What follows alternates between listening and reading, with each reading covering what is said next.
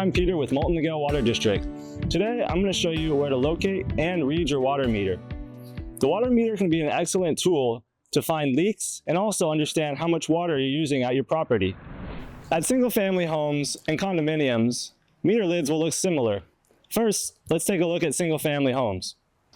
In a single-family home, water meters are typically located near the sidewalk in front of the residence.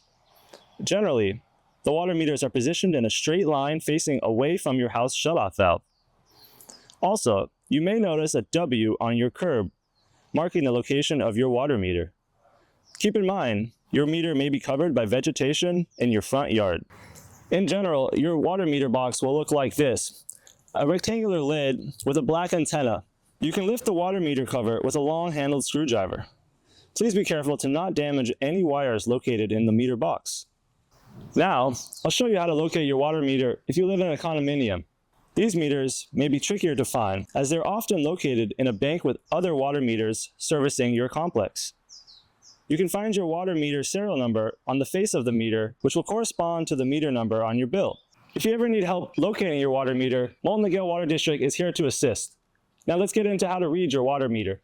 Whether you live in a single-family home or condominium, you'll have either an analog or digital meter.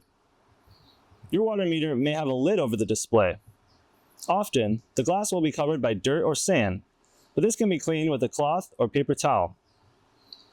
A digital water meter will display a plus sign, the word flow, or a triangle on the display to indicate that water is moving through the meter. On an analog meter, you'll see a round, star-shaped, or triangle-shaped low flow indicator. If this is turning, water is flowing. If you're not running water when you check your water meter, but there is flow, this could be a leak on your property. Thank you for watching. For more water-saving tips and resources, please visit mnwd.com.